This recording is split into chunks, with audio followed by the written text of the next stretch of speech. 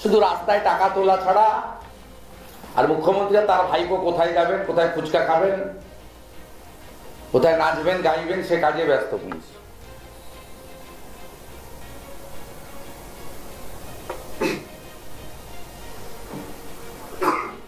কোথায় গেছেন বাংলার বাঘিনীরা?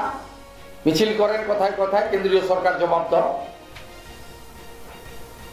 হাতরাসে টিম যারা পাঠিয়েছিলেন তারা কখন টিম পাঠাচ্ছেন রাজগঞ্জে আর দুর্গাপুরে, জানতে চাইছে বাংলা।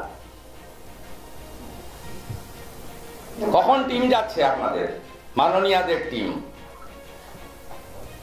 ত্রিপুরায় টপ উল্টে গেছিল, চলে গেছেন, কখন যাচ্ছেন দুর্গাপুরে আর রাজগঞ্জে? জানতে চায় পশ্চিম বাংলা।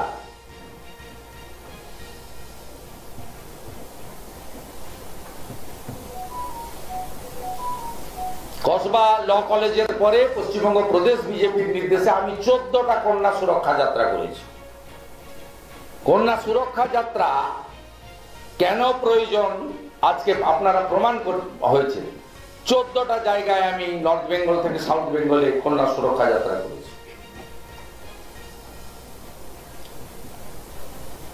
মা বোন দিদি কন্যারা যদি জোট বেঁধে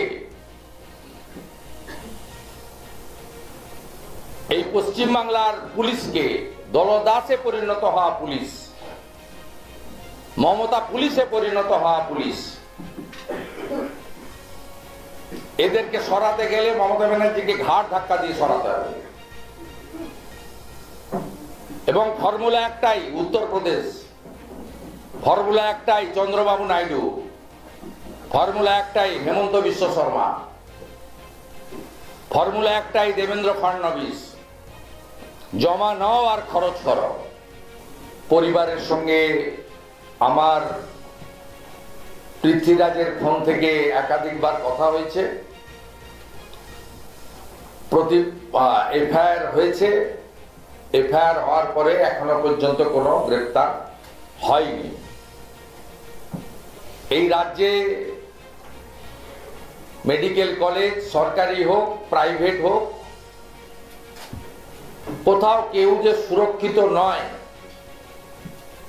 পুলিশ যে তোলাবাজি করার কাজ, আর মিরিকে মমতা ব্যানার্জি যাবেন হীরক রানী, তার পতাকা ঠিক আছে কিনা দেখার কাজ করছেন। আমার সোশ্যাল মিডিয়া পোস্ট দেখবেন আপনারা, মিরিক পুলিশ পতাকা ঠিক করছে। এইসব ইনসিডেন্ট হচ্ছে কেন?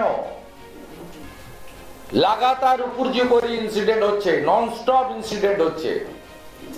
দুর্গাপূজা কালী পূজার মধ্যে ইনসিডেন্ট ঘটছে। আমরা আমাদের কোন বোন এবং কন্যা, এরা সবাই ছোট কন্যা সম, এদের কাউকে আমরা সুরক্ষিত রাখতে পারছি না। দৃষ্টান্তমূলক শাস্তি হচ্ছে না। Government silent.